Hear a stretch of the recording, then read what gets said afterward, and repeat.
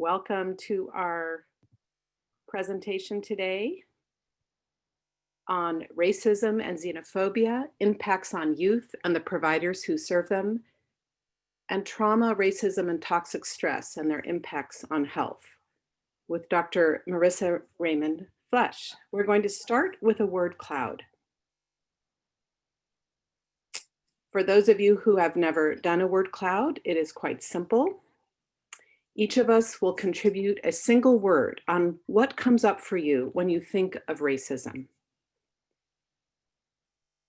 You can participate in the word cloud by texting to 2233, so on your cell phone, or you can respond through your computer by copying and pasting pollev.com, and that's in the chat, or with your cell phone, text to 2233, the message HIPADMIN 505, and then you will be able to text your word for you. What comes up for when you think of racism? And so in a moment, I think we'll have a few minutes go by while we'll actually, Amy, your call on when we start for people to see the word cloud as it grows.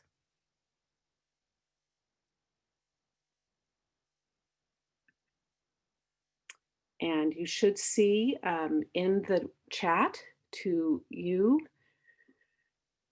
Okay, here we go, it's growing. So please, if you're just entering, welcome to the webinar on racism and healthcare. The instructions are on the chat and at the top of the slide, how to do this word cloud. Text 2233, and then once you're there, message HIPADMIN 505, and then text your message.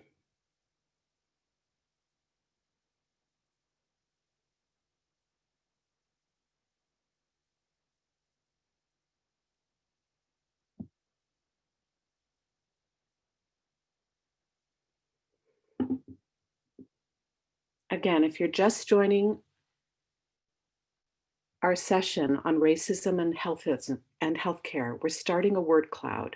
What comes up for you when you think of racism?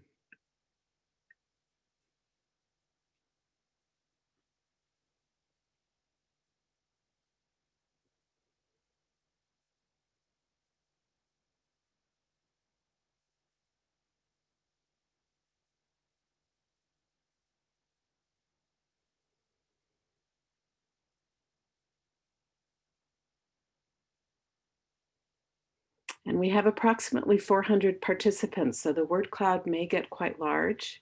For those of you just joining, the instructions on how to join our word cloud are both in the chat and above the word cloud itself. So text to 2233 and then the message HIPADMIN 505.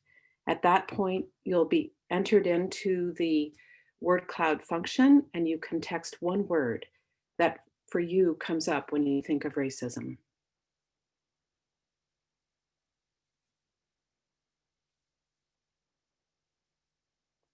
So it's 22333 and you text that on your phone, or you can use your computer and go to the function itself at pollev.com/HIPADMIN 505.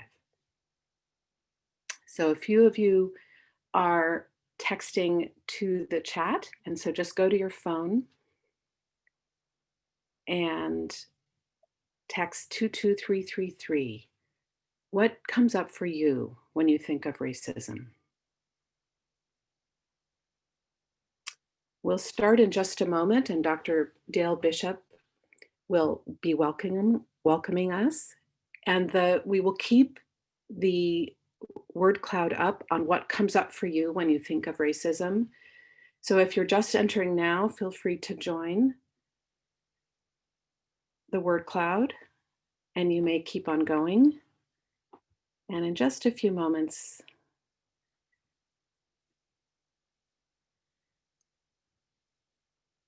we'll be starting. We have about 400 people from many different sectors, mental health folks, medical providers, administrators. We're so glad you're here today.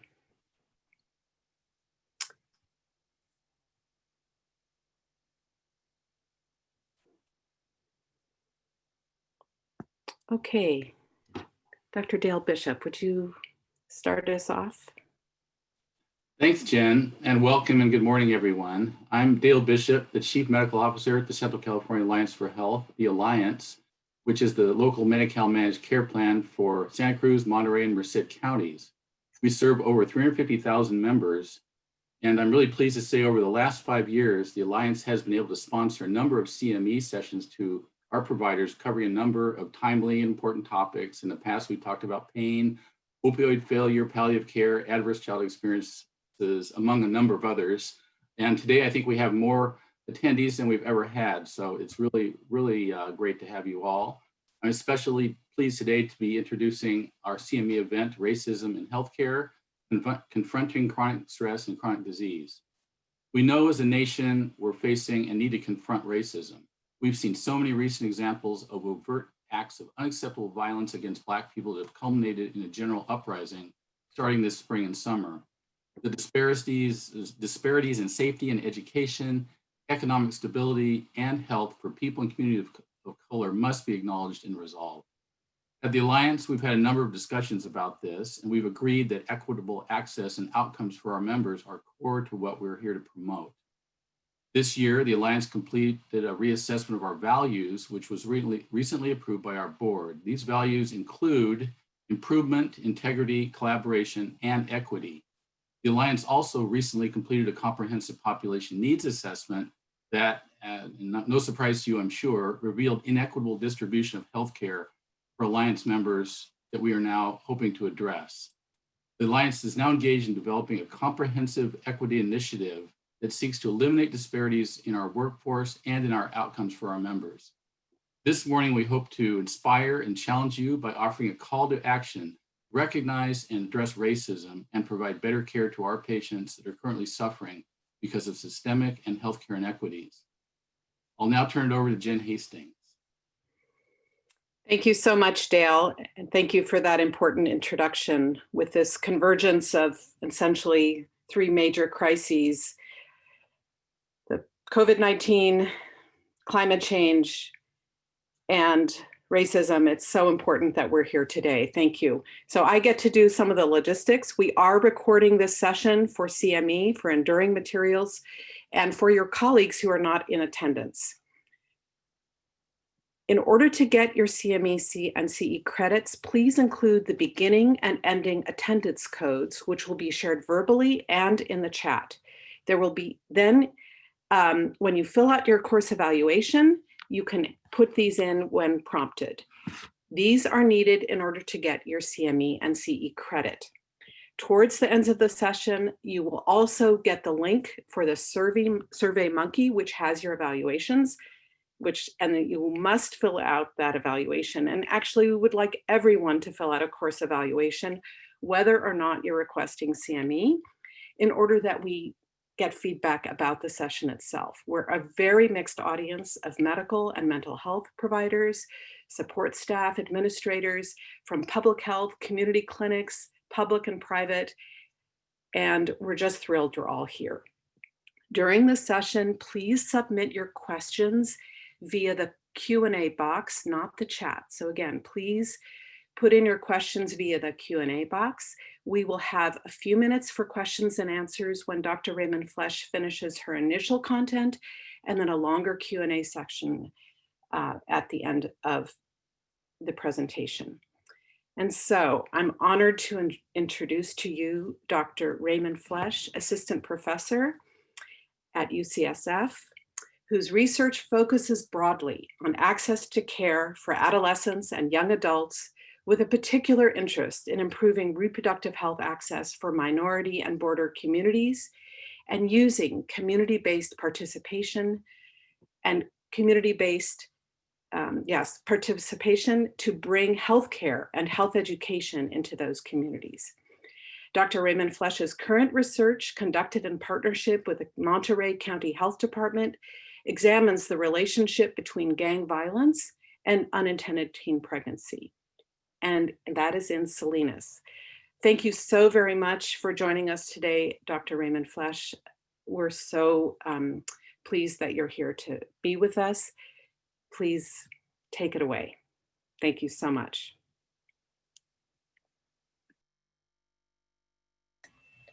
Okay, can you hear me all right? Yes, thank you. Okay, and I'm just gonna, sorry, fix make sure that this is showing up well. We can see your screen, but it's not input. There we go. Perfect. Thank you. I'm working with two. Thank you. Working with two screens, so wrangling the technology. So thank you so much for that lovely introduction. I really am excited to be here today. As was mentioned by Jen, I've been doing work in collaboration with partners throughout the Central Coast for a few years now, and this work has not been done by any means in a vacuum. We've had really critical partners in the Monterey County Department of Health and my other colleagues at UC Berkeley and at RTI, a global health research think tank here in California. I have no financial disclosures to share with you guys, but as an investigator who uses both qualitative and quantitative methods, I do feel like I need to tell you some about myself so that you can understand the context of the research and work that I do. I am the granddaughter of Mexican immigrants. I had a grandmother who worked as a maid. My mom was born as one of 7 kids in her family, and she was the only child that went to college. I grew up in the beautiful state of New Mexico, where my high school class started with over 1,000 students as freshmen, and we graduated with about 400, where we still have the highest rates of teen pregnancy in the country. And all of that was really motivating to go into public health and adolescent medicine. And now I'm an adolescent medicine physician and an NIH-funded researcher who really investigates health disparities and the challenges that I saw growing up. And I come to you today with all of the challenges and responsibilities and privileges of the path that brought me to this metaphorical podium today. So we're going to break this talk into 2 sections. In the first section, we're going to be starting with just a snapshot of the shifting demographics in the United States and current minority health outcomes. I'm going to be defining racism to make sure that we can really have an engaged conversation about it, and then talking about what we know about experiences of racism in the United States today. And I'm going to share with you some of my research, which is really a case study looking at the impact of immigration policy on youth and how racism plays a role there. And then I'm going to be talking some about racism within the field of medicine and share some work with you that I've done at the national level, and hoping to leave you with this first section of the talk with a real call to action about how to engage with these topics where you are. And I will share as part of that some examples of what we're doing at UCSF. In terms of shifting demographics, I'm sure many of you have heard this basic statistics from the US Census that by around 2044, the US will be, quote, minority majority. But I think the thing that gets missed when we share the stats this way is that so many people in the US already live a minority majority experience. The number of counties in the United States that are minority majority has doubled since 1980. And so most people in the United States are already living in a minority majority region, especially those who are in urban centers. And young people are on the edge of this demographic change. We're going to zoom in today a little bit on kids and on the Latinx population. So to share a little there, most infants born in the United States are minorities already. And as of this year, more than half of children in the United States are minorities. And most children who are enrolled in US public schools are minorities already. So children particularly are living this minority majority experience. And I'm gonna focus down on where my research lies, which is really with the Latinx population. And some of these slides will be labeled as Hispanic per US Census Bureau labeling. And you can see that amongst the under 18 population, we're going to see a big demographic shift in the Latinx population from 24% to 33.5% over this period of time, from 2014 to about 2060. In particular, I have a lot of interest in youth who live in immigrant families. And this graph shows you that there's been a steady increase of youth who either are themselves immigrants or live with at least one parent who is a first-generation immigrant. when we look at these statistics across the United States, that includes about a quarter of children, a little more than a quarter of children live in an immigrant household, which means they're very likely to be heavily impacted by US immigration policy. In terms of overall minority health outcomes, we know very well in the United States that minorities have shorter lifespans, higher mortality from a wide range of issues, including heart disease, cancer, and kidney disease, and higher rates of maternal and infant mortality. And as someone who focuses on youth, I can tell you without a doubt that these disparities begin really early. For Latinx kids in the United States, these inequities show up as almost a 50% higher rate of infant mortality, 82% more likely to have asthma, and about the same for obesity. And about a third of Latinx youth are likely to try to attempt suicide, not just be depressed, but try to kill themselves by the end of high school. And things look very similar, even worse, for our African-American populations in the United States. They have 250% the infant mortality of white children, 210% more SIDS, twice as much asthma, about 50% more obesity, and almost 2/3 of them will attempt suicide before the end of high school. Shockingly poor health outcomes and really dangerous outcomes for our kids. And recently, of course, we've seen that there's been headlines related to COVID health disparities. We've seen it in the lay press, we've seen it in medical journals, and public health domains are also starting to publish about the really poor and differential outcomes related to COVID. In California, we're seeing these disparities by race and ethnicity as well, where we see Latinx and Pacific Islander populations acquiring and dying from COVID at disproportionately high rates across the state, and African Americans dying of COVID at disproportionately high rates as well. And so one of the questions really to think about is why. And I think we want to know, some people ask this question why, and what they're thinking is, what are they doing, or what's wrong with them? And I want to try and reframe that some today. I know that everyone here is aware, right, of these minority health outcomes and these health disparities. And so the question is, do race and ethnicity have health consequences? We think of it frequently this way, right? Race, some stuff happens, poor health outcomes. But it's not actually causal in quite this way, right? Race isn't causing poor health outcomes. Race is related to a huge variety of other mediators that are causing this. We know about income that has an impact on health, education, neighborhood environment, access to care. And all of these things, I will argue today, are forms of racism. They're different structural racism factors that are leading to this pathway between race and poor health outcomes in the United States. So race versus racism, this is a really important distinction. It is not splitting hairs by any means. Race is not a biological category. It's a social construct with deep historical roots and ever metastasizing consequences. This is a recent definition in Health Affairs. And these ever metastasizing consequences are racism in action in the United States.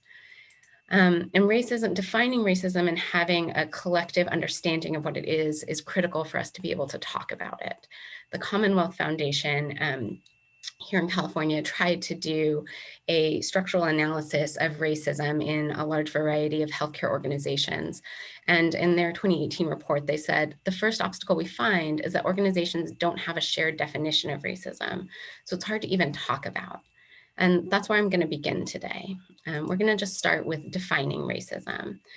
This is a picture of Camara Jones. She's the past president of the American Public Health Association.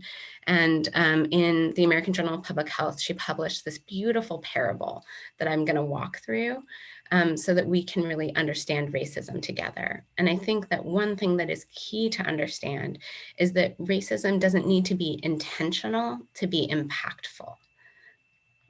So I'm going to tell you Dr. Jones's story. She calls it the Gardener's Tale. It's published in this journal if you want to look it up. And these are her own beautiful illustrations, slightly updated by me. And so Dr. Jones tells a story of moving into a new apartment and seeing on the balcony that there were planters, and she was very excited about gardening. And so she went outside and she saw these 2 planters, and she wanted to see what she could grow. And in one planter, she saw these little pink flowers, and in another planter, there was these red tall flowers. And she came to realize that one of the differences in these 2 planters is that when she moved in, there was already dirt in that pink planter. And there was nothing in the red planter. So she had gone out and gotten this beautiful, lush Miracle Grow dirt with those strange little green crystals that no one knows what they are. And she'd put that in the other planter. And she uses this as an example of institutionalized racism. Here we know that there was a historical insult. In one planter, there was sort of old dried out dirt. And in another planter, there was this beautiful Miracle Grow dirt. And there were structural barriers. There was no way for these flowers to move that dirt from one planter to another planter. There was inaction in the face of need. She didn't recognize this problem to sort of divide up and mix up the dirt between the 2 planters. And so that created these social norms where she just believed that the pink flowers were shorter and the red flowers were taller. And created this sense of biological determinism that really facilitated this unearned privilege between these 2 planters. And so as a gardener, she thought to herself, well, I don't really like the pink flowers. They're not very tall. They're not as beautiful. They're not as numerous. So the gardener, she comes through and plucks off these pink flowers. And Dr. Jones uses this as an illustration of personally mediated racism. This is the type of racism that people frequently think about when they think about racism. It can be intentional or unintentional. It can be acts of commission or omission, meaning giving or taking of resources. But the bottom line is that it maintains these structural barriers and it's condoned by societal norms. Everyone who is living in this world with these planters would say, oh yeah, those pink flowers, they're not worth as much. And then at the end of this parable, she highlights the idea of internalized racism. And this is probably the form of racism we speak the least about. In her parable, a bee comes over to pollinate, and the remaining pink flowers tell the bee, oh, we don't want pollen from other pink flowers. We want red flower pollen. We want to grow and be taller and be beautiful like them. And internalized racism really reflects systems of privilege. It reflects societal values, right? Those pink flowers wish they were red. And it erodes the individual sense of their own value and undermines the sense of collective action. It's not these pink flowers standing up and saying, we want better soil, right? They say they want to be different instead. And so Dr. Jones closes her parable with some important questions. She asks, who is the gardener? And highlights the idea that the gardener is kind of whoever has the power to make change in this situation. Sometimes the gardener is the government that has the power to decide or act or control resources. And I will propose to you today as part of this talk that each of us can also be gardeners as well, that each of us who are sitting in this audience have power and privilege, at least to some degree, to control the environment and resources around us. And it's really dangerous when the gardener is allied with one group or not concerned with equity. And so today I'm really hoping to help you guys see ways that you can leverage that power, because I know each of you are concerned with equity. It's why you're here. So just to summarize, levels of racism, we have institutionalized and structural racism that's condoned by societal norms that reinforces unearned privilege through inaction in the face of need. And in our society, it occurs through multiple reinforcing systems, such as healthcare, housing, education, criminal justice. Personally mediated racism maintains these structural barriers and societal norms. And internalized racism, so insidious because it erodes the individual sense of value and the potential for collective action. And racism can really occur at any level. Here I'm presenting to you a slide that is probably familiar to many of you, frequently called the socio-ecological model. And the point of this is that beginning with your patient or your client in your room, you can really know that there's all these layers at which they might be facing racism, from the internalized racism that they carry all the way through structures of government and policy. So what do we know about racism in the United States? I'm going to share some data from the Robert Wood Johnson Foundation of a nationally representative poll that it carries data from white, Black American, and Latinx populations about a few different issues. First, we know that experiences of race and ethnicity-based threats of violence are common for some populations in the United States. Black Americans report that 42% of them have experienced race-based violence, and 35% have reported race-based threats. For the Latinx population, it's about 1 in 5 for both. And for white Americans, which in this survey would include things like other Americans that don't fall into the Black and Latino populations, such as Arab Americans, about 13% have reported race-based violence and 16% threats. In terms of other personally mediated racism, we know that this is really impacting where people exist and where they feel comfortable existing in our society. About a quarter of Black Americans have considered moving because of discrimination where they live. 16% of Latinos have had similar experiences. Unsurprisingly, the criminal justice system is a place where minorities really experience a huge amount of discrimination. 60% of Black Americans report they've been unfairly stopped or treated by the police, and 45% have been unfairly treated by the court system. For Latinos, about a quarter of them have been unfairly stopped, and 1 in 5 have been unfairly treated by the court system. And this is our wheelhouse, experiences of discrimination in the healthcare setting. A third of Black Americans report experiences of discrimination in this setting, and 1 in 5 Latinx. We can change this. This is one where I really want to instill a sense of capacity and power for each of you. We have the potential to really shift this one. So adding it all up, the impacts of racism are many. We know that it has structural factors that limit access to healthcare, housing, and education, that give rise to mass incarceration, and that promote chronic stress and trauma, which likely mediates poor health outcomes. And I will talk about that more in the second half of our talk today. And all of this leads to health disparities, greater propensity for injury and violent deaths, and overall lower life expectancy for our minority patients. And so where my research focuses is really looking at the question, what are the health impacts of the United States rapidly changing immigration policy on California's immigrant youth in particular?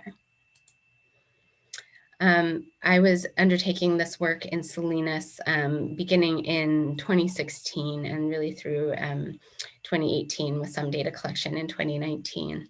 And at the time that we were starting this study, there was a slew of recent policy changes just after the 2016 election that were really impacting immigrant communities in the United States.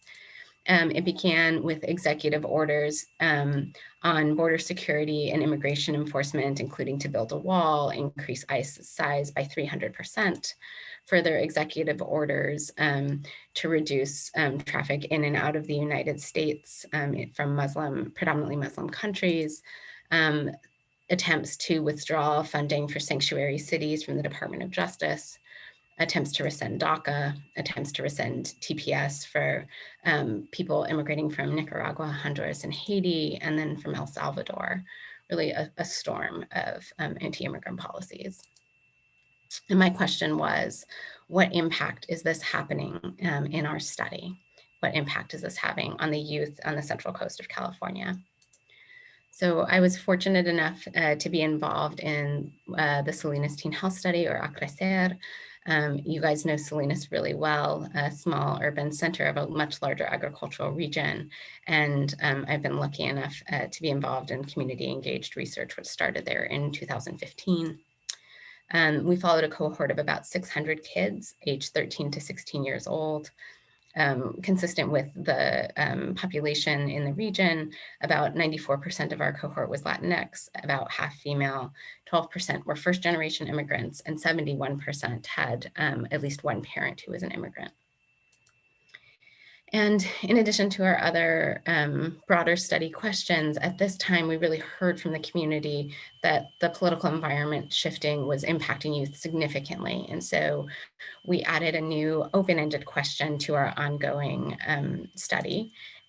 And that question was, in what ways do you see the current US president and political climate affecting your community or neighborhood? What about for your friends, your family, and how about for you individually? And we collected this data. This is the timeline I showed you earlier. Sorry, my light goes off just for comic relief. We collected this data in the middle of all of this flurry of changes happening. And it probably won't surprise you. I'm going to summarize some of our qualitative findings and share some of the words from the participants in the study. And remember, these are 8th graders. These are young kids that we're talking with. And I'm going to share some of their words as well as some context and data that we have from that period of time to kind of back up what they're saying. So we heard a pervasive climate of fear, which really went along with some of the data that was available from the Southern Poverty Law Center's Hate Watch, showing a 50% increase in the rise of immigrant-focused hate groups. FBI crime statistics at the time showed a rise in the last quarter of 2016, with 58% of additional activity being hate crimes due to race or ethnicity. And we were hearing this in the schools too. A third of teachers in one survey across the country reported immigration-related bullying in schools as of the fall of 2016. In the words of one of our participants, it makes things more fearful. It makes things more fearful in the environment, even if we are citizens. Now everyone is afraid, and it gets in the way of things. We heard that this climate of fear was impacting parents, and that's consistent with data that we've since seen. There was a great article in 2018 that was data collected about the same time that we were doing our data collection. And it was a survey of 200 Latinx parents in the fall of 2017. And 2/3 of them were living legally in the United States. And still 65% of this cohort reported worry about family separation. And about half warned their children to stay away from authorities. And this includes people like police officers who they might need to access for their own safety. One of the children in our study explained, my mom doesn't want to watch the news anymore because there's a lot of negativity. It changes the way we feel because we're not safe anymore. We heard that throughout the community, there were experiences of disruption to mobility and freedom. And again, this is related to other data that we have very clearly. We know at this period, there were threats to DACA and TPS, which many community members relied on. We know that there was increased ICE activity throughout the state of California at this time, and particular targeting of sanctuary cities by ICE. And there were many high-profile cases of deportation, including multiple cases of parents being deported just while they were doing normal acts of parenting, such as taking their children to or from school. One participant explained, I think people are afraid of being deported. They're kind of terrorized because they feel that if they leave their house to go somewhere, immigration might come to take them away.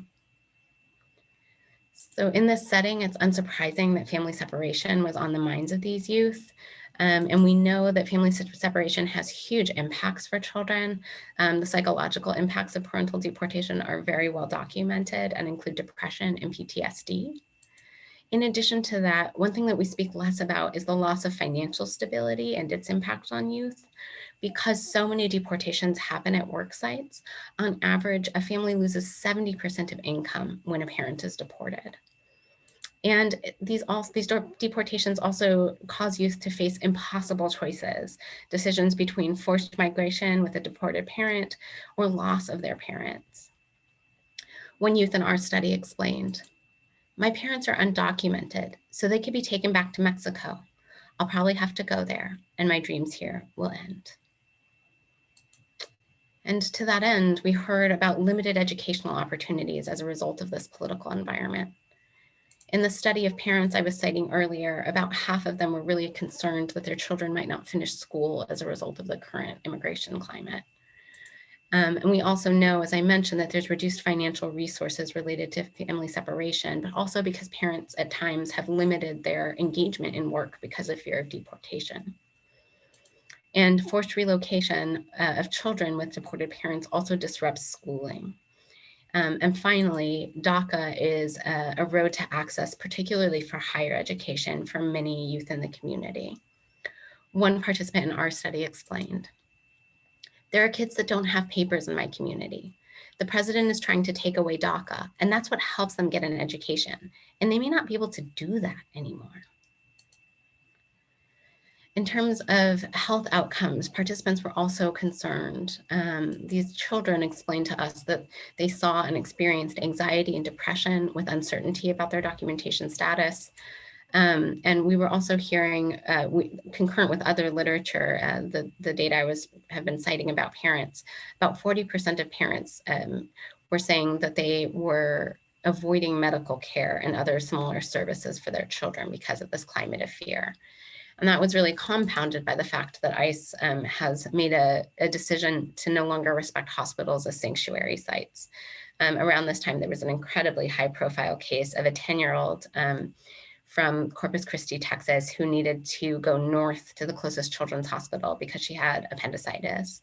This is a 10-year-old with cerebral palsy and severe disabilities who needed surgery from a pediatric surgeon. And as many of you might know, there are internal Border Patrol checkpoints. And so she had to go north from the southernmost border of Texas through one of these Border Patrol checkpoints to a children's hospital and was taken into ICE custody at that time. That was a very high profile case around the same time that we were collecting our data.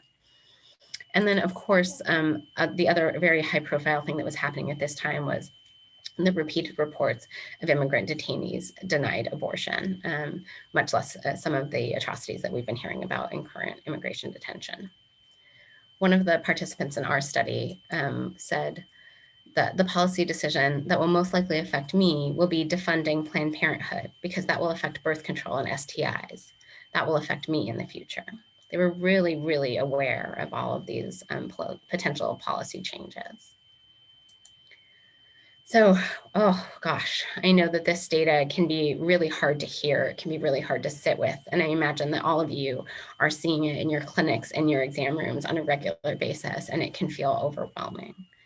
And so I will again share the words of one of these wise young participants who said, "I'd like to speak up about all of this and to change the way things are, but I just feel like I don't know where to start from because there's a lot of things to fix." And this feeling of I don't know where to start, it's really common. And so I'm going to encourage you guys to think about it in this different way. What the questions I want you to ask yourselves are, what are the privileges that you have? And what are the institutions where you can exercise that privilege? And for me, as I was sitting with all of this data from my participants, trying to figure this out, the thing that came to mind is the national organization that I am part of, the Society of Adolescent Health and Medicine. And I started to think about not just racism overall, but racism within my field of academic medicine. And I'm very aware that as someone who works at UCSF, I have all of these amazing colleagues who are also very passionate about issues of social justice, were also marching alongside me at the rallies that I was going to and have been going to since then. And I started to think about kind of what is their position within all of this, and really recognizing particularly that for minority providers, we also exist within these concentric circles of racism. And so I'm going to pivot our talk a little bit to talk some about racism as it is experienced by people who work in medicine, and think some about the relationship between the racism that impacts our patients and clients and the racism that impacts us as professionals. So going back to the national survey that I presented earlier, we are going to look at racism as it's experienced by educational level. And this might surprise you, but it turns out that in the United States, people with a college degree who are minorities, either Black or Latinx, are more likely to experience racial or ethnic slurs than others with just a high school degree or less. And this may be related to the fact that they are in environments with fewer and fewer minorities, and they are part of a smaller and smaller subgroup. It also probably doesn't surprise you that racism differs greatly by employment. So Black Americans, more than half of Black Americans report discrimination related to pay or promotion, or discrimination when applying for jobs. About a third of Latinx people report similar experiences. And this really matters in medicine. It matters because minority providers in medicine and mental health create different outcomes for patients. Minority providers are more likely to see minority patients. They're more likely to see non-English speaking patients. There's actually a growing body of data that suggests that they may achieve better health outcomes for racially congruent patients.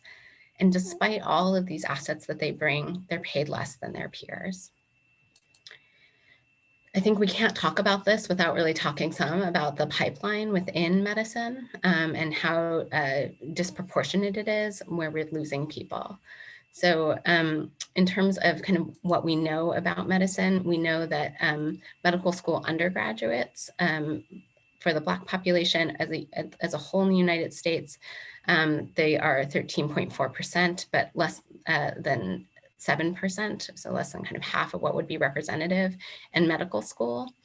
And for the Latinx population, the drop-off is even steeper. It goes from 18.5% in the population to 5.3% in medical school. And these, again, these physicians do different things. We see that despite the fact that medical school graduates who are Latinx only make up 5.3% of graduates, and about 6% of all active physicians, 42% of them plan to work in underserved areas. And the data is even more impressive for our Black physicians. Again, 6.2% of graduates, 5% of all active physicians, but more than 60% of them plan to serve practice in underserved areas. And I just want to emphasize also that that disproportionately Asian physicians also choose to serve in underserved areas. The diversity of our pipeline really promotes service and is really key to addressing health disparities. I mentioned salary, and there's study after study after study that shows that white physicians on average are paid higher than other physicians, with Black physicians coming in at the bottom of the ladder, consistent with the other data I've presented. And the other thing that we know is that within medicine and academia as a whole, what we ask of minority clinicians is different than what we ask of white doctors. There's often kind of referred to this idea of a minority tax. And this has to do with a lot of different things that people experience when being a minority in a place of work. We see disparities in time dedicated to promoting diversity in medicine, disparities in available mentors, and disparities in demands for mentorship. You may not have a role model who looks like you to look up to and to problem solve with, and yet there may be people coming through the pipeline who are asking a lot of you as we make efforts to expand and diversify our workforce. Within academic medicine where I live, we know that minority faculties are more likely to do health disparities related research, less likely to receive a promotion at every level, less likely to receive NIH funding, and report lower perceptions of inclusion. And one thing to know about, though, is that these findings are lessened, it's buffered at institutions with higher proportions of underrepresented minority faculty and physicians. So again, representation matters, and the more people we can get in to medicine and the healthcare professions all across the board, the less likely it is that people will experience these severe disparities. And I won't spend a lot of time here, but this slide just shows again that at every level, minority providers are less likely to be promoted. So I will also briefly touch on nursing because I know we have a really diverse audience today. And this data sort of shows our workforce in the United States for nursing, again, in contrast to the US population. And you can see that there's a great diversity actually of nurses across the United States in some ways, but we still see these drop-offs. So we know for Black nurses, they represent 13.4% of the US population. Black people represent 13.4% of the US population, and they actually are overrepresented in the LVN workforce, but there's a significant drop-off moving to the RN level. And we see sort of a much bigger drop-off for the Latinx population. We never have that overrepresentation here. And so in total, minorities make up about 40% of the population, about 30% of the LVN workforce, and about 20% of the RN workforce. And just to highlight that, yeah. And the other thing that we know is that minority RNs are more likely to live in urban areas or areas with higher costs of living, like California. But Black and Latino RNs consistently have lower pay, and minority RNs are more likely to be younger and educated outside of the United States, which might explain some of that pay gap, the younger and earlier in their career. But even when you control for that, they are still paid lower overall in the US. So adding it all up, the burden on minorities in medicine and healthcare is huge. For those of us who are minorities, we experienced all of the same racism that our clients do: institutional, personally mediated, and internalized.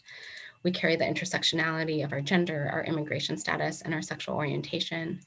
And then on top of that, we carry the load of mentoring those who are coming up as we try to diversify the pipeline.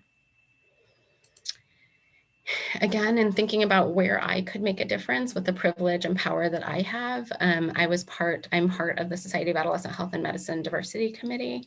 And so we published a paper that really highlights all of these challenges, entitled Racism and Its Harmful Effects on Non-Dominant Racial and Ethnic Youth and Youth Serving Providers. And we were really asking for a call to action at the organizational level to support both youth and providers. I'm going to highlight just a few of our main points from this paper. Thinking again in that socioecological model, we took some stands that seem like they shouldn't have to be said out loud, but they do need to be. The first is simply that racism has a negative impact on youth and providers. It functions through structural violence, and healthcare organizations should develop evidence-based policies and procedures to address racism. And I'm going to highlight a few of our specific positions and tell you some of the ways that the organizations that I'm involved with have been trying to address them. So the first position is that organizations should reaffirm their commitment to justice and equity and actively develop, implement, and evaluate policies and processes to ensure that racism is not embedded systemically. At UC, some of the efforts that we've been engaging with include our continued advocacy as a full institution of the UCs across California in advocating for our dreamers. The University of California, as you guys probably know, has been really active in that process, with our former Dean Napolitano having actually drafted some of the original text in the executive order that created DACA. And we've been very active in pursuing the safety and protection of our students and our trainees and our physicians who have DACA. In addition, we have what I call our annual reckoning. Our Office of Diversity and Inclusion every year has a campus-wide event in which they sit down and examine our goals as a public institution. And it's particularly true that the University of California aspires to have a population of staff, of faculty, and of students that represent the makeup, the racial and ethnic makeup of the state of California. And the purpose of this annual event is to really ask ourselves, how close are we to that goal? What are we doing to continue to move in the right direction? And because the state's demographics are continuously changing, we know we're never going to hit it spot on, but we're never going to get close if we're not always trying. And that's really the purpose of this public discussion. Within our School of Medicine, there's been a few different efforts since I joined faculty to promote diversity, equity, and inclusion. The first is that every physician who is hired at UCSF has to produce a statement on their contributions to diversity. This comes in as part of our hiring packet in the same way that they have to make a statement about their capacities as an educator, as a clinician, and as a researcher. And it's mandatory. It is not optional. Everybody who comes through here has to have a commitment to diversity, equity, and inclusion, and has to be able to articulate that commitment in order to be hired. And then UCSF has also put its money where its mouth is and created a startup fund, a startup package fund for new faculty who are from underrepresented groups, and particularly for those who do research on vulnerable populations. And I was one of the beneficiaries of that Dean's Diversity Fund. The next position I'll show you from the Society of Adolescent Health and Medicine paper is that organizations should explicitly pledge to provide equitable care in ways that are visible to youth, families, and their broader community. And this can be very simple. One of the very simple ways that UCSF does this is campaigns like this We Stand With You campaign that we have had all over our campus for the last couple of years, simply explicitly stating that we welcome and care for people from all backgrounds. And we have this up all over our campus in 6 or 7 different languages. Our next position that we have, again, sorry, lights for comic effect, is organizations should develop, implement, and evaluate interventions at all levels addressing chronic minority stress and vicarious trauma affecting non-dominant racial and ethnic providers. Really thinking about the provider side so that you don't face large quantities of burnout amongst providers. At UCSF, we have a Center of Latinx Excellence. I think that I highlight this in part because we're always looking for partnerships. I know UCSF might feel like a ivory tower somewhere that's really far off, but one of our goals is to really support the growth and development of Latinx providers across the state, minority providers across the state, and support evidence-based work and research across all areas. And so this is one example of the ways that we are doing that. We also have a Center for Vulnerable Populations that similarly tries to do the same kind of work. At the departmental level, I can speak to pediatrics, and which might give you guys some ideas about what you can do where you are. We have a diversity committee that focuses on our curriculum, our advocacy, and our hiring practices. One of our residency programs called the PLUS program focuses on a commitment to social justice and inclusion. And then there are researchers like me across the institution that focus on health disparities work. And we are here and really interested in partnering with the community. And so, you know, it can feel like a lot to carry as, for example, as a minority provider, or even just someone who's really committed to allyship. This is a huge load. And I think the thing to remember is that you're not carrying it alone. Really focusing on that question, what is your privilege and where can you affect change? And thinking about the fact that there are hundreds of people watching this presentation with you that are close to you geographically, who might be able to support you in those efforts. So as we close this part of the talk, I'm going to just reinforce this call to action. As a researcher myself and the policymakers in the room, those who are focused on public health, and I think of policy at every level, policy at the institution level, policy in your clinic, policy for how you decide to work with patients, and policy at the county, state, and federal level. We all need to measure the health impacts of any policies that marginalize racial and ethnic minorities, engage with our communities to design and implement interventions that mitigate that structural racism, and then focus on the idea that we can produce evidence-based policies to support community health. And as providers and medical educators, for those of you who work with students, you can support youth and families directly, advocate for the elimination of structural racism in all of these structures of power in your community, actively mentor your underrepresented colleagues, and you can do this formally or informally, and foster the educational advancement of minority providers and allies, as well as their professional advancement within your organization. We need to change our leadership to advance some of these changes.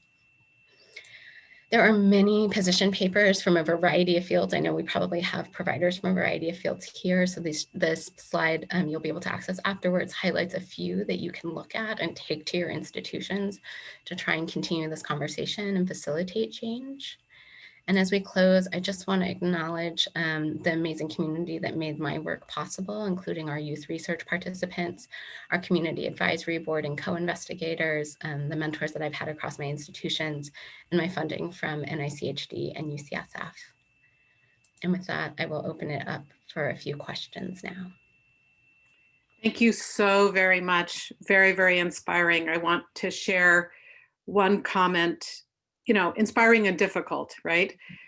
So one attendee says, thank you, thank you, thank you. I am a Chicana LCSW in Santa Cruz County. Thank you for validating our experiences and challenges. So this is really important work. We did have a request, and I know this may be hard for you to do, but if you could move to the slide on the definition of racism again. That went by quickly, and I think folks would like, and while you move to find that slide, this is another question, and then we'll move to a break.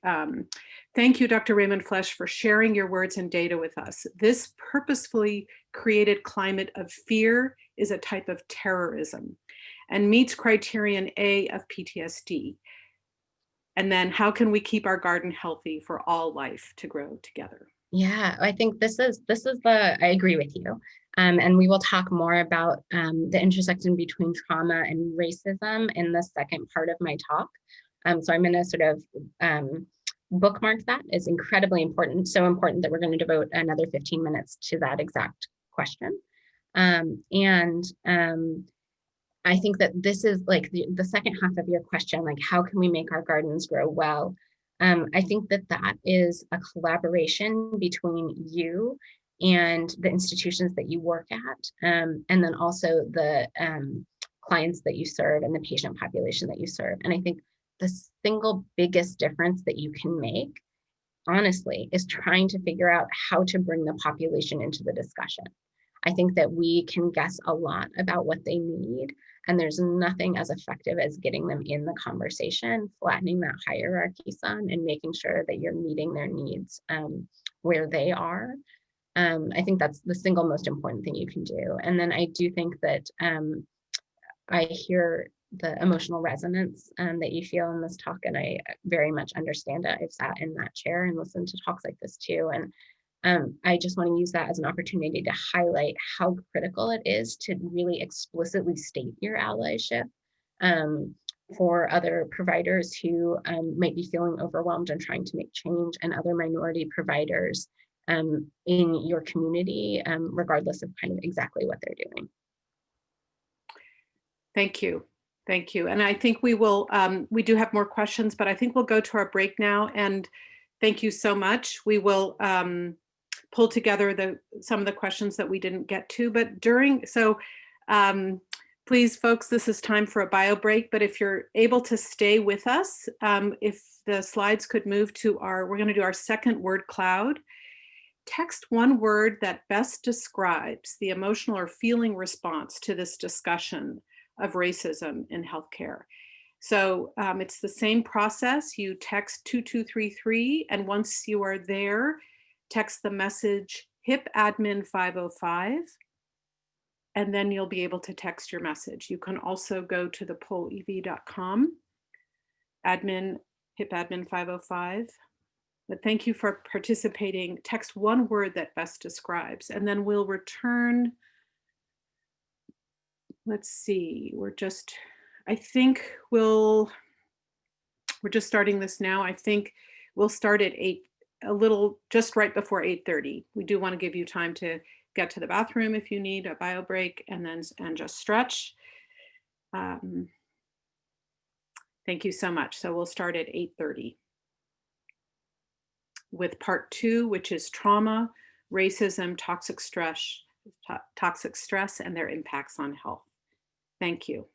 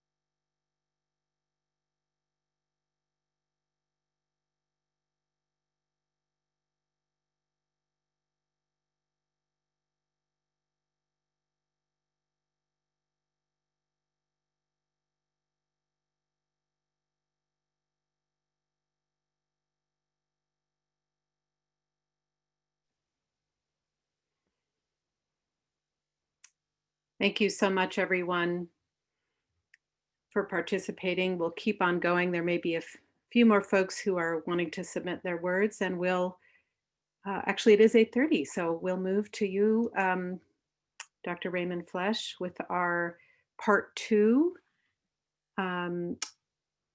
trauma, racism, toxic stress, and their impacts on health. Such an important area for us all to have a deeper understanding of.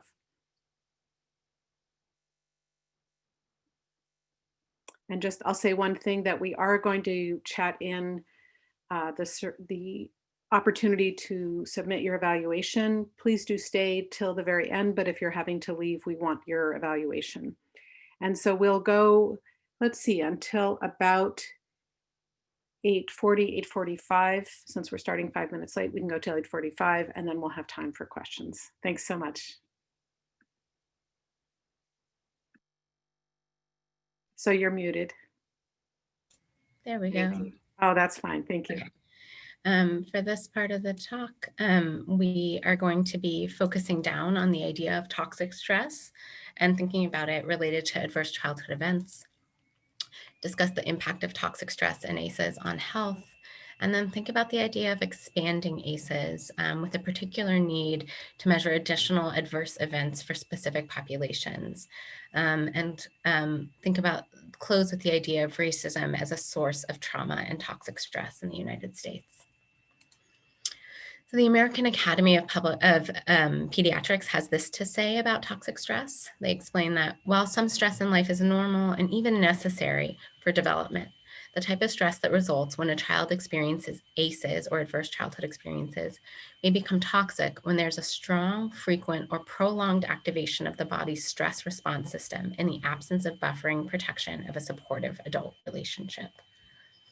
Now, I know that you guys have had some content about ACEs, so you probably have a good sense that they generally fall under 3 different big categories: abuse, including physical, emotional, and sexual abuse; neglect, including physical and emotional neglect; and then a variety of household dysfunction, such as a parent with mental illness, an incarcerated relative, a mother who experiences violence, substance abuse, and a caregiver, or divorce.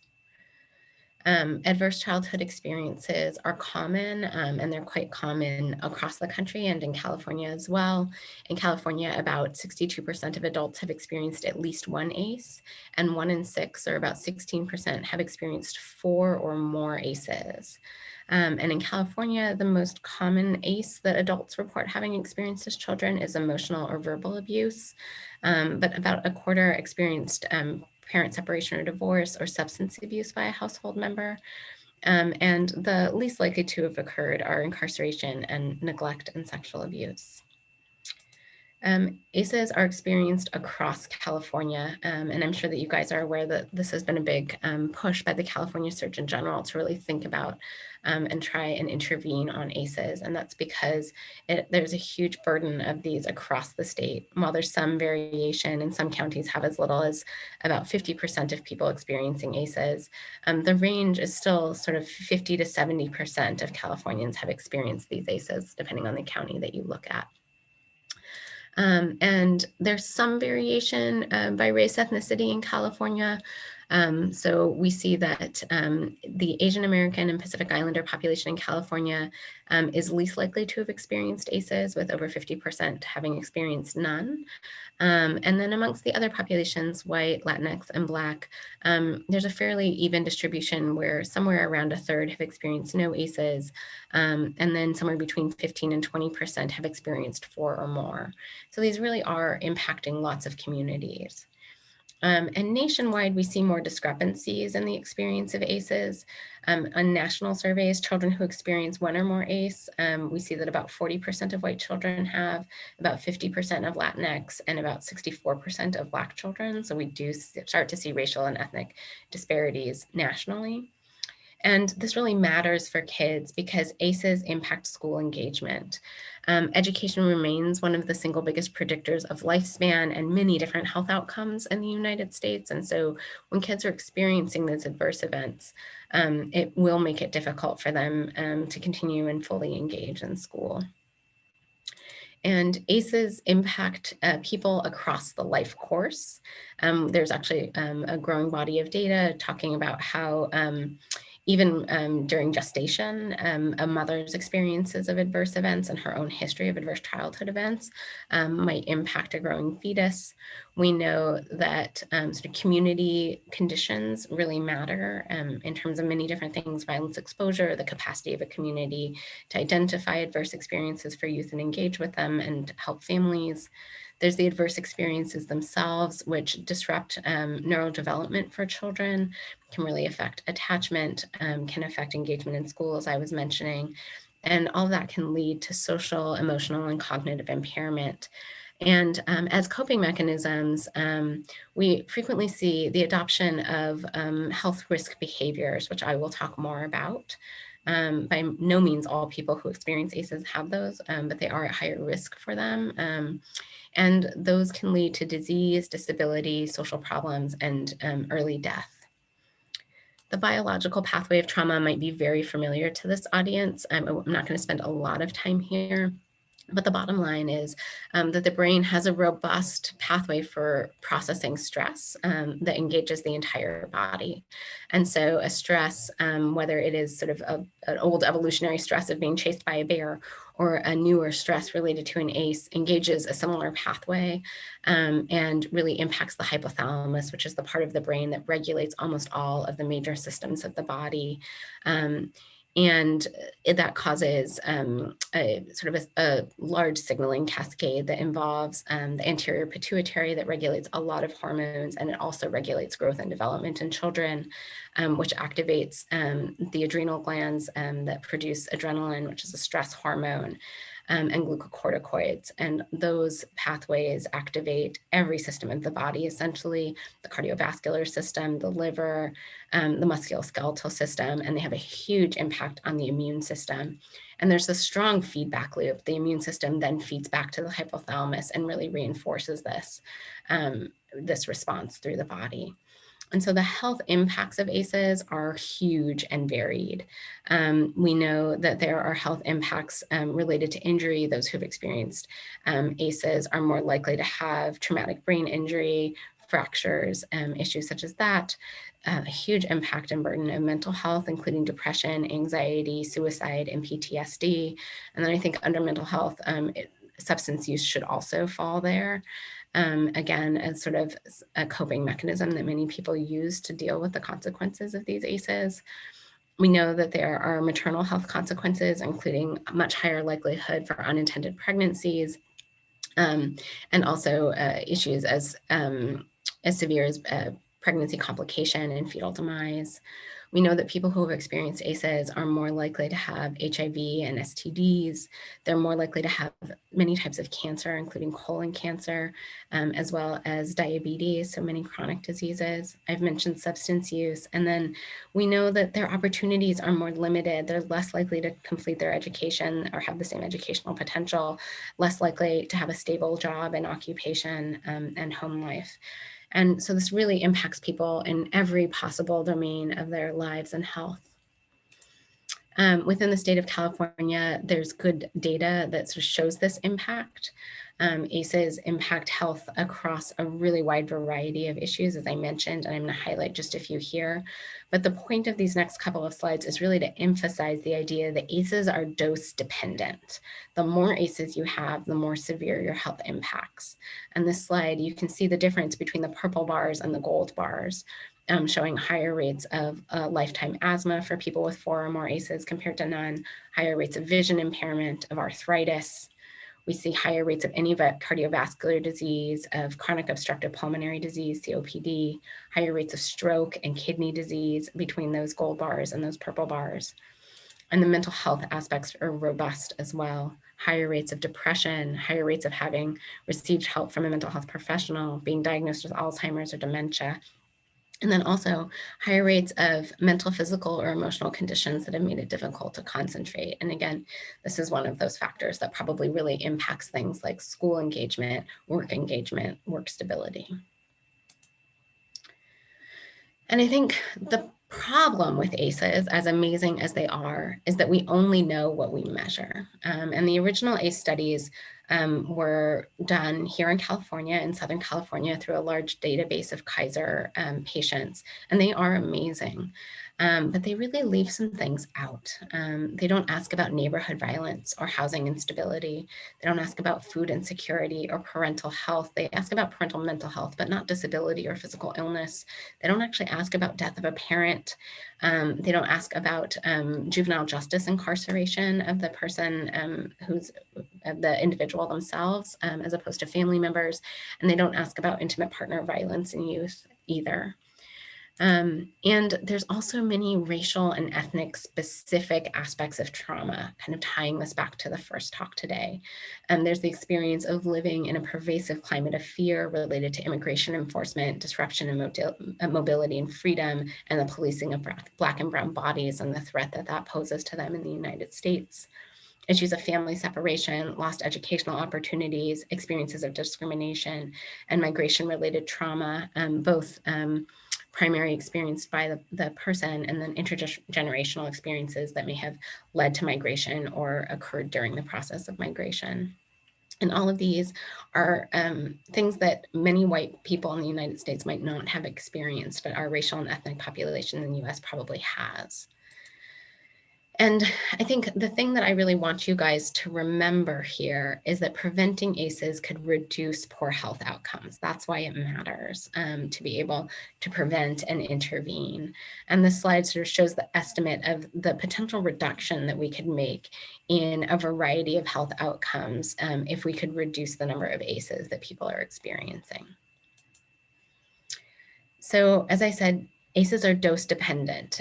When you as a clinician or a therapist identify a client who has an ACE or a family that is experiencing ACEs with their children, you might be able to intervene to prevent additional ACEs, and that can really reduce the burden of disease for the young people in that family going forward. So helping families and communities to buffer toxic stress to support adults and children really matters. This is from the AAP as well, and their report says children whose parents report always having positive communication with their child's healthcare provider are over 1.5 times more likely to have family routines and habits that can protect against ACEs. So just showing up in your office and encouraging families to can help to establish routines and habits that buffer kids from ACEs.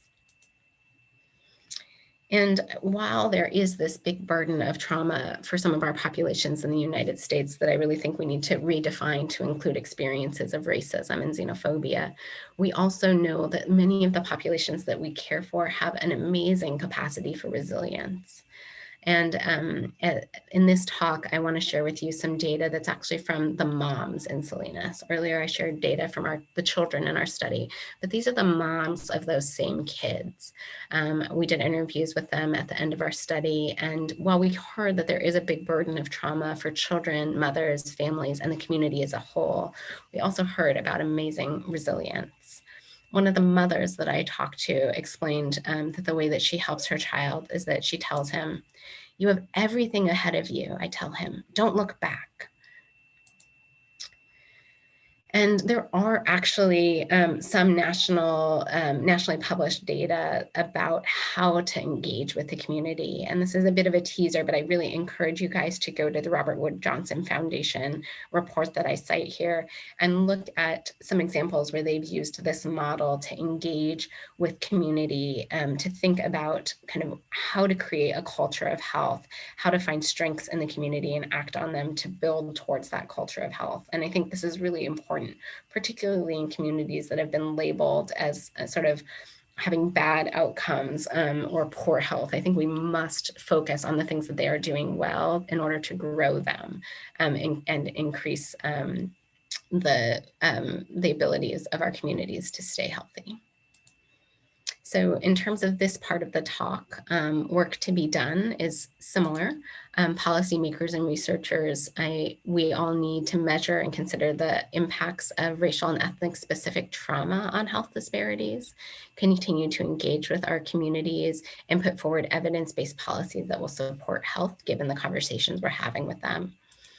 And then clinicians and medical educators need to engage youth and families directly. And that's to promote community resilience and also to help families buffer when they are facing difficult times and challenges. And we all, I know many people in this audience experience this intersectionality where they may have racial and ethnic identities that align with their patients. They may be sexual minorities in the United States in some way, but we are all also professionals, and that means that we have privilege that we can exercise where we are now. And with that idea, I'm going to share with you another set of words from one of the moms in our study that I hope you will also take to heart. And we were asking her what she tells her child and how she helps him to move forward in life. And she says, I tell him to fight for it, always fight for what you want.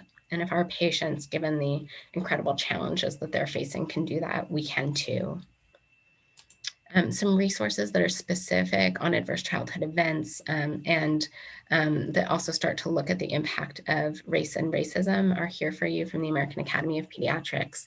And you guys probably know well the Center for Youth Wellness, which is based here in the Bay Area. My acknowledgements are similar to those in the first part of my talk, and I welcome questions from either aspect of either talk here. Thank you. So we do have questions coming in. And I just want to say, again, we have deepest appreciation. We have a number of questions addressing or asking more about what can we do in our clinics. We're for those of us who are not in an academic setting and we don't have perhaps the resources, in addition to increasing the number of minority providers, what suggestions do you have for increasing white providers' ability to work more effectively with Black, Indigenous, and persons of color, both clients and patients? Absolutely. And I'll just add that there was another comment of, how do we, whether telehealth might be something that could assist with addressing disparities, and what are the different challenges, and how can remote care specifically impact? So I'm combining two questions there. Sounds great. So I would say that some of the things that come to mind is low-hanging fruit if you haven't already done them. And I know that many of you come from organizations committed to these populations, so you might have.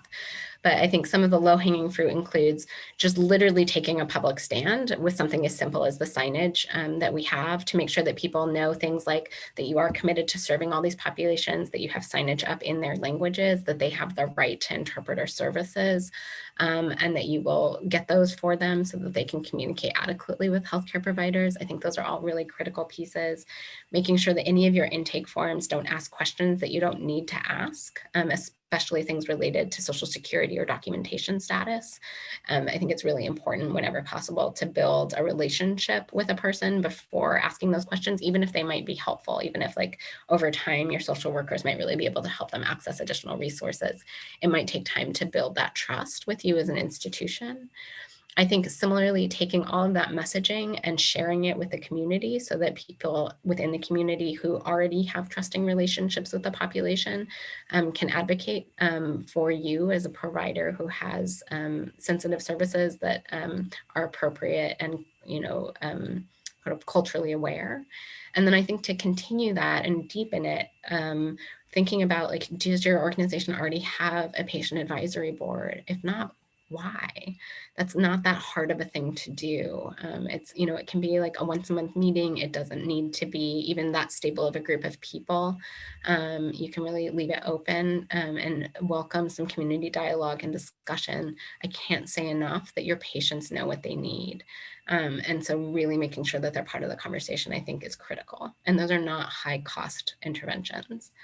And then in terms of the telehealth, I will be honest, I literally gave a whole separate talk about telehealth last week to a national audience. And so it is a big topic, but the things I will distill from it is that It has the potential. I am excited about telehealth and started publishing around it as an academic, because I think that it has the potential, particularly in rural settings, to improve access to care.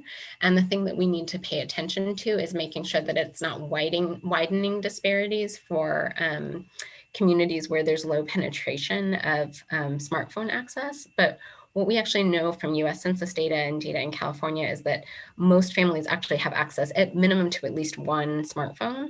And so, there might be a bit of a stretch, for example, to make sure that, like, if mom has the smartphone and grandma needs it for her telehealth visit, that it's at the place where she needs it. But we are seeing and have seen in our clinic in San Francisco that uptake has been really high. And so I think being aware of who in your community might be falling through the cracks and thinking about what partnerships you can create. In other regions, I've heard about things like clinics, basically having providers doing telehealth visits in exam rooms and holding some exam rooms for patients who cannot access telehealth remotely, and allowing them to come in even when you want to maintain social distancing, and using exam rooms in your clinic to allow them to access computers to engage with telehealth, or working with other community partners to do the same thing, I think has a lot of potential for expanding access further. Thank you. So there are several questions on ACEs. One, and I'll sort of give you a number of them together here. Do you know when the ACEs expanded version will be available? There's also a comment that the pandemic, because it disproportionately affects persons of color and minorities, whether that should be one of the ACEs. And then there's, I think, a question that you've addressed actually throughout the end of the talk, but what can the average clinician in the community do to reduce the impact of ACEs? Yeah. Those are all really great questions. So I think in terms of kind of the expanded version of ACEs, they are sort of still existing mostly in the research space and being validated in larger and larger populations. If your clinic is interested in using them, I can absolutely share some of the papers that I've been working with to use different versions. But there isn't a large validated screening tool yet. You can add it. So I'm sure that many of you know that the state of California is reimbursing for screening of ACEs now, and it's been rolled out in many, many clinics across the state of California. And the tools that the state of California sort of uses to do that don't include these expanded aspects of ACEs, but it doesn't mean that you can't measure them too if you want to, and consider them sort of part of the load that your patients are carrying. But it's not like there's kind of pearls that has a really large chunk that you can also roll out for immigrant populations yet. So there's an important question here. How do we engage with coworkers who are not a minority and take the stance that all lives matter and our blue lives are just as important? How do we spark the conversation with a goal of inspiring them to understand and to make change? Yeah, I think that one of the best analogies that I think that finding ways to help people understand the conversation is key. I think first and foremost, the willingness to engage in these difficult conversations, I think particularly for minority providers, what I really want to encourage you guys to do is understand that you didn't create racism and you're not actually responsible for fixing it. And I know that can be really hard, but you have to just showing up and being a healthcare provider who is a minority makes a huge difference for your patients already. And beyond that, you have to ask yourself what you have bandwidth for. And you don't have to fix every problem. It is okay to walk away sometimes. And for the white allies in the audience, this is your moment. When you see this is your moment to exercise your privilege and get in there so that your minority colleagues don't have to. This is one of the most important interventions that you can do. And that said, some of the strategies that I've seen really work well in my interactions with people have been about finding metaphors that resonate with people as medical providers. So one great example is as sort of I saw colleagues struggling with the idea of sort of why it was that George Floyd dying led to so many people being sort of moved to march, and how his life might sort of matter more than others. And what I said was, this is not the time to say all lives matter, in the same way that if you were, say, if one of your friends' wives passed away of breast cancer and you were at their funeral, it wouldn't be the time to say all cancers matter, right? All the way that all cancers matter. And why are we talking about breast cancer as a particular problem, right? And so I think really sort of being in the moment with the loss that we're experiencing in the United States does not reduce any other suffering in the US to acknowledge one type of suffering. And then the other thing that I think is one book that I would recommend if you really want to dig into this is called My Grandmother's Hands. It's written by a therapist here in California who really takes a trauma-informed look at issues related to police brutality and suggests like specific interventions for how to engage around these conversations. Again, with this trauma-informed lens that he really is able to frame compassionately the idea that white people in the United States have been conditioned to be afraid of and have knee-jerk reactions to Black people and Black bodies, and helps to deconstruct that and create productive dialogue. And so if you're really at a point where you're looking to engage, I would recommend My Grandmother's Hands, and then of course, White Fragility. If you haven't already read it, it will help you see a huge number of overt and microaggressions in your environment and help you understand how to best support your minority colleagues. Yes, I agree with both those books, and we'll include those in the resources when we send the PDF of your slides out to everyone. I have several more important questions. One is, how can we incorporate cultural humility within an organization to eliminate cultural disparities? I will go, I know I sound like a broken record, but I'm going to go back and back and back to the idea of engaging with the clients you serve at the institutional level, like elevating their voices. I think if you really are truly looking to be culturally humble, you have to stop assuming that you know what they need. Perfect. There are several questions about your research. One, is it published, the research that you've done in Salinas? And if not, is there a way that key points or lessons learned can be shared with the Monterey County Behavioral Health folks in particular? And how can we engage with youth and families to foster community resilience and buffer trauma? There's an additional question that might be combined, which is how can community physicians support and engage in research to support the work you're doing and contribute to the work you're doing? Absolutely. So Monterey, anyone who's in Monterey, please reach out to me directly. This is a study that we are this part of our study. There are many papers coming out of the Salinas Teen Health Study, and some of them have been published, and some of them are kind of in the peer review pipeline, and some of them are still being drafted. This is one that we are sort of revising and resubmitting right now, but we are deeply committed to sharing data with the community where we did this work. It's one of the reasons I'm giving this presentation today. So please reach out directly. I'm sure that Jen can make sure that everybody has my email address. Yes. Yes. And I'm glad to share slides with you and talk with you about if you want me to come give this presentation for you guys specifically. Fantastic. And just like a shout out to you, to our mental health partners in Monterey. You guys were a really important part of us being able to do this study, collect this data, and know that we could have a place to refer our participants to when they were in need. So thank you.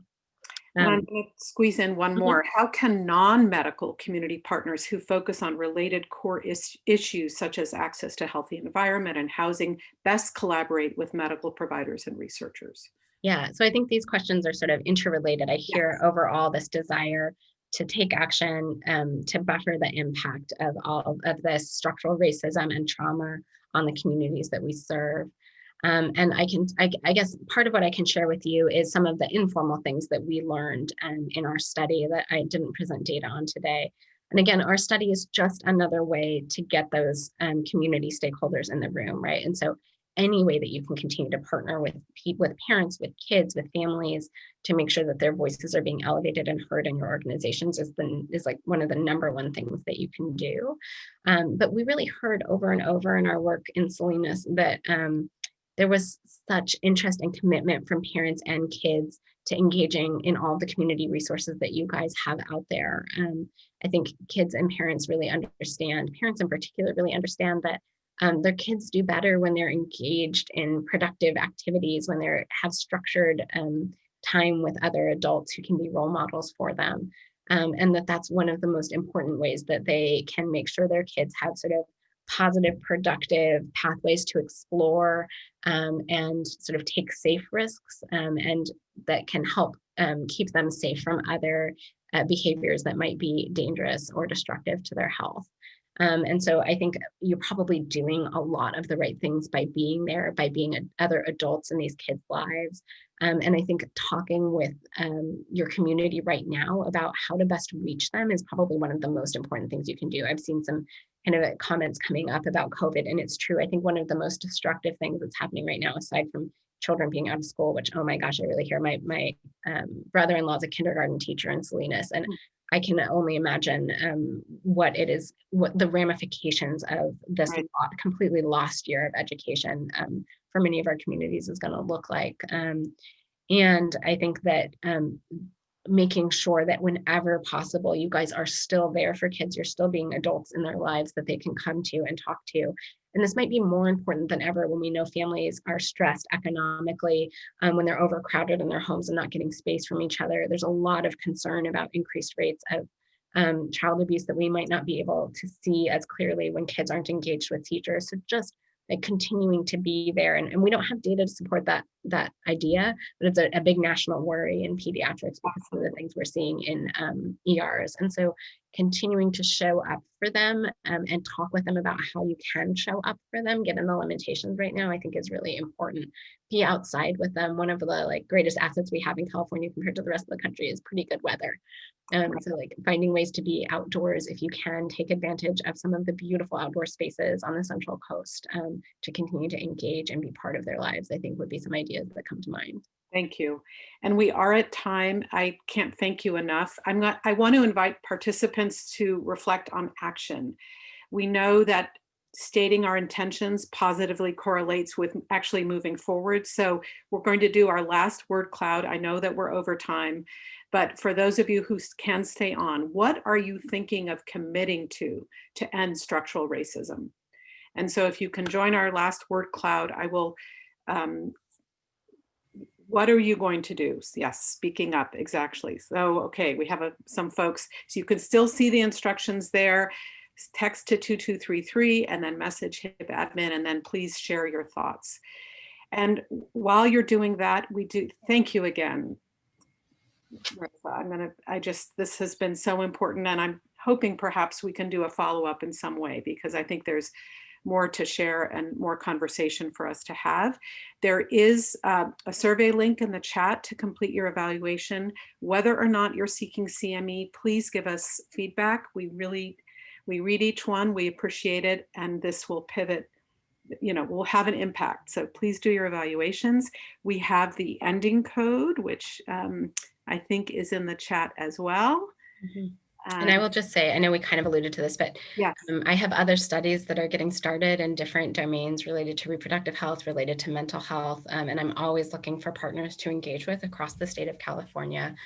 And so if you really are interested in doing research and you really think that your site, you can kind of get buy-in from the leadership in your site to support that, I welcome hearing from you for that as well. Thank you. That's a really important comment.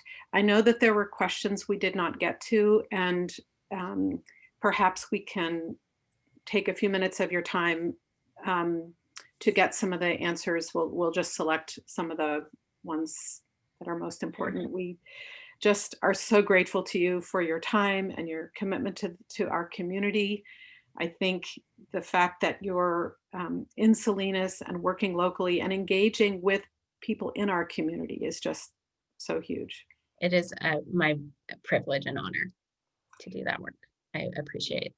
And thank you everyone I'm feeling inspired here.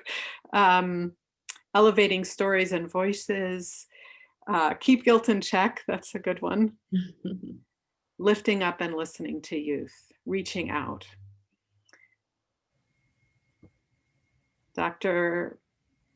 Raymond Flesch, you've really provided us with a profound experience together. And I hope we continue the work together. And I will share as we close, like remembering self-care. Remember giving what you can and filling your own cup, everybody. It's such a hard time. So important. It's really exciting to see all of the calls to action. Make good trouble. Yes. Yes.